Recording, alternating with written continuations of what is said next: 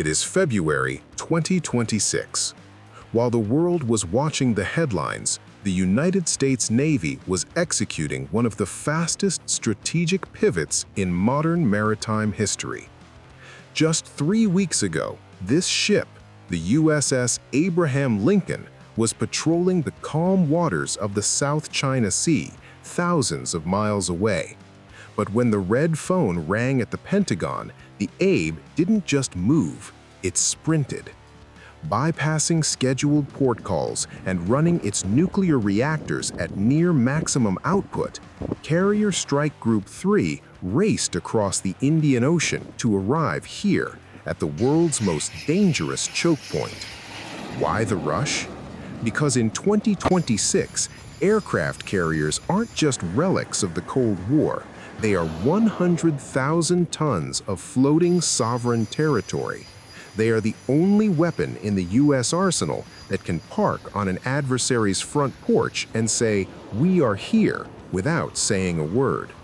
She is the 5th ship of the Nimitz class. She has served through Desert Storm, the Iraq War, and the Pacific standoffs. She has launched airstrikes, delivered disaster relief, and hosted presidents. But the Abraham Lincoln of 2026 is a different beast entirely. She has been refueled, overhauled, and armed with the Navy's first stealth fighter squadrons. She is no longer just a hammer, she is a scalpel. Today, we are going deep inside the iron hull of the Lincoln.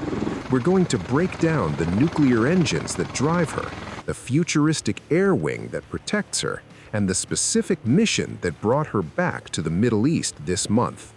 Welcome to the definitive breakdown of the USS Abraham Lincoln. Let's see what happens when a floating city goes to war stations.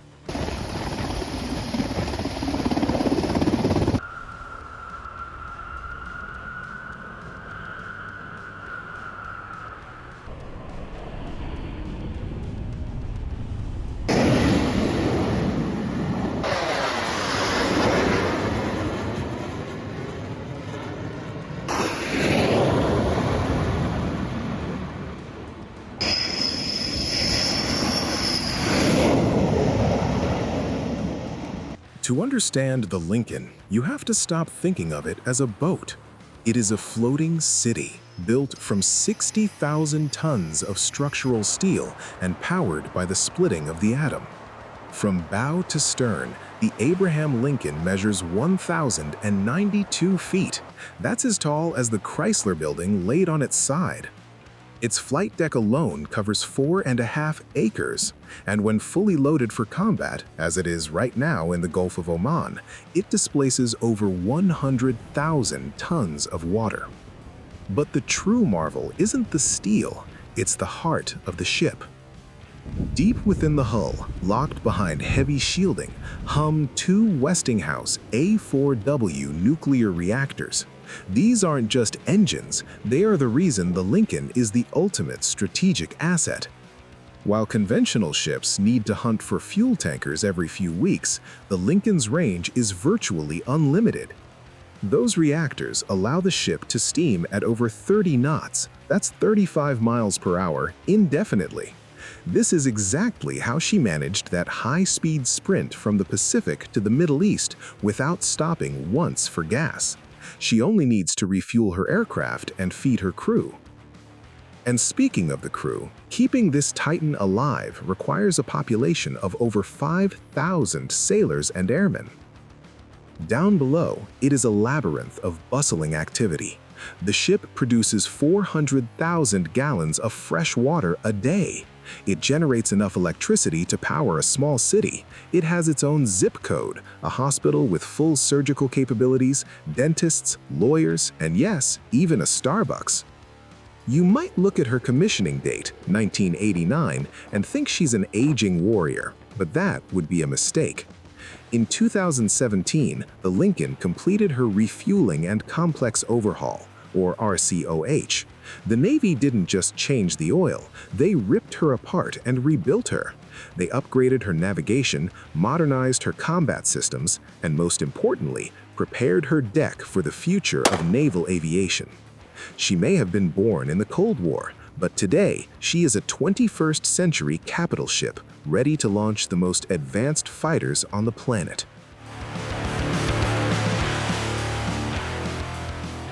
But a carrier without its planes is just a floating airport. The real weapon, the iron fist of the Lincoln, is Carrier Air Wing 9. And inside this air wing, there is one squadron that changes everything. Look closely at the tails of these jets. You'll see the Black Knight's insignia of VM FA-314.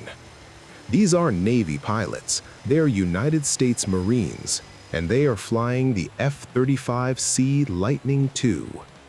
The C stands for carrier. Unlike the Air Force version, these jets have larger wings, more robust landing gear, and a tailhook designed to survive the violence of a trap at sea. In February 2026, this is the tip of the spear. The F-35C is a Day 1 fighter. Its job is to slip into enemy airspace undetected, utilizing advanced stealth to hack into air defense networks and neutralize radar sites before the enemy even knows the war has started.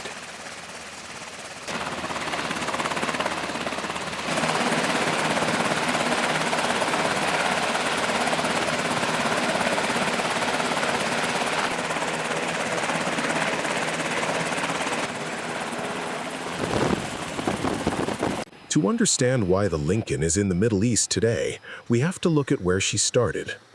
This deployment didn't begin with a sprint to the Persian Gulf. It began in the freezing waters of Alaska.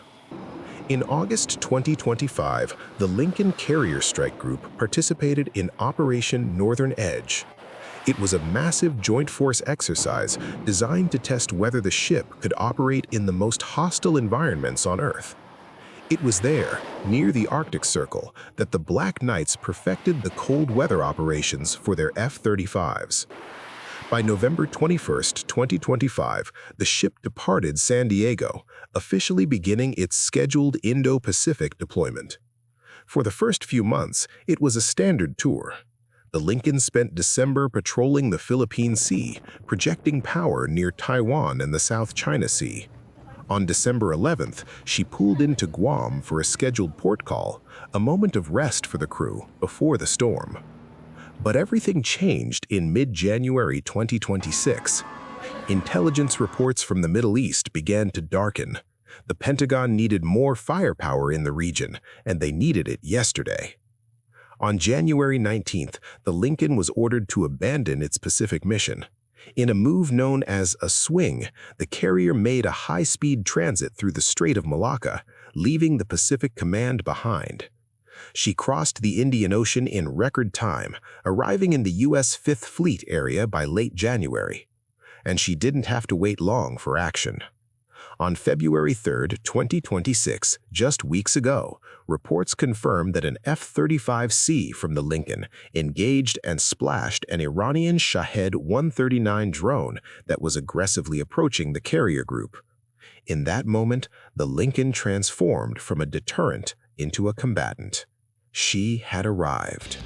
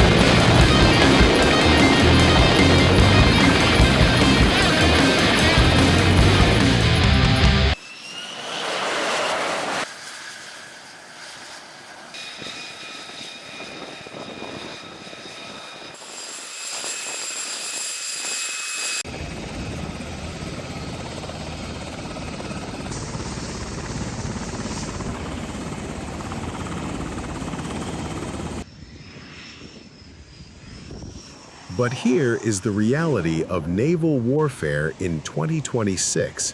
The biggest ship is also the biggest target. In an era of hypersonic missiles and swarm drones, a carrier cannot survive alone. That is why the Lincoln never travels without its bodyguards, Carrier Strike Group 3.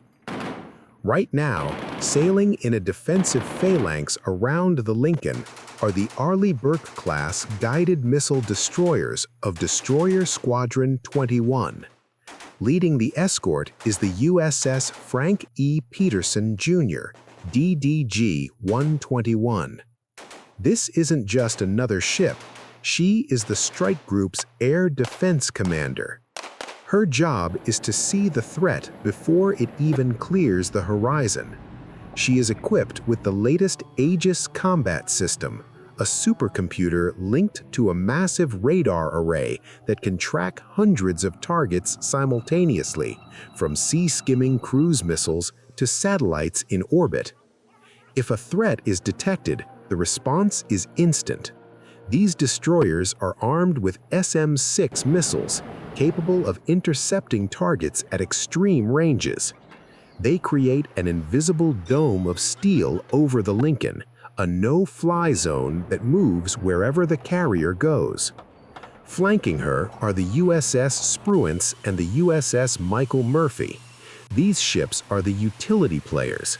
They hunt enemy submarines using towed sonar arrays, and they stand ready to unleash Tomahawk cruise missiles deep inland if the order is given.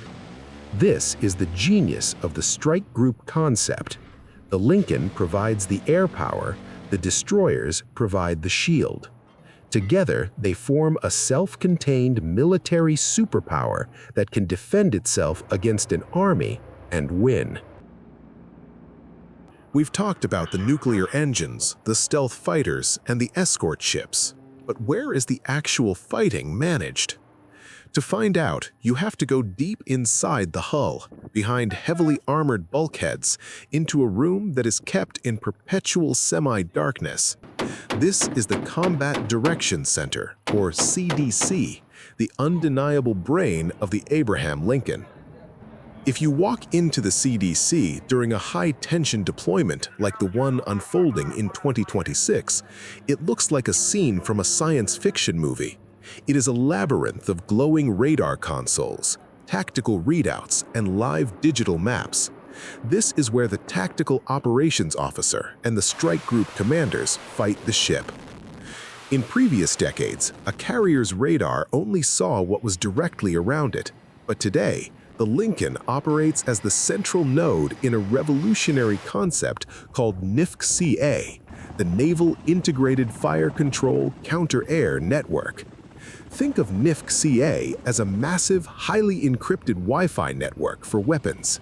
When an F-35C or an E-2D Hawkeye detects an enemy threat hundreds of miles away, it doesn't just keep that information to itself.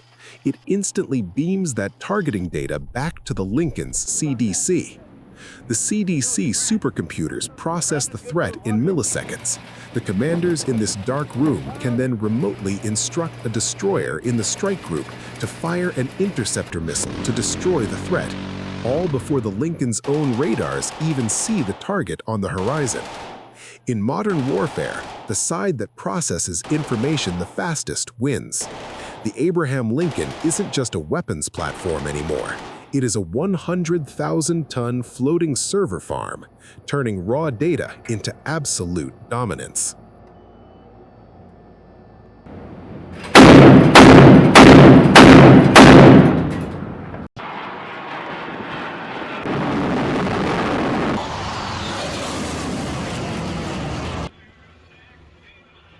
As the sun sets over the Arabian Sea, the flight deck of the Lincoln doesn't shut down, it wakes up. Right now, as we speak, the ship is holding station just 150 miles off the coast of Oman, and she isn't waiting alone.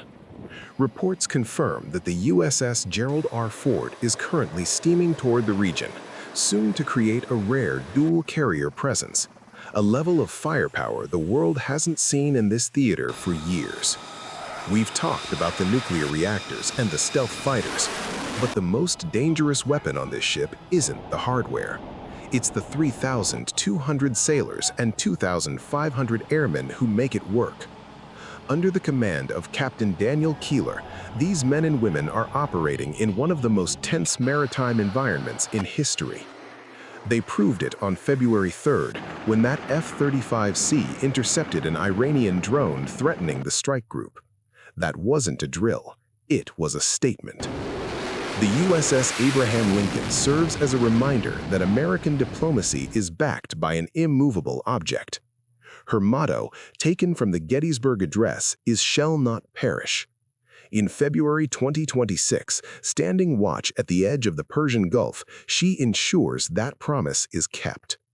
For more updates on the Lincoln's deployment and the incoming Gerald R. Ford strike group, make sure you subscribe and hit the bell. This is U.S. Armed Archives, signing off.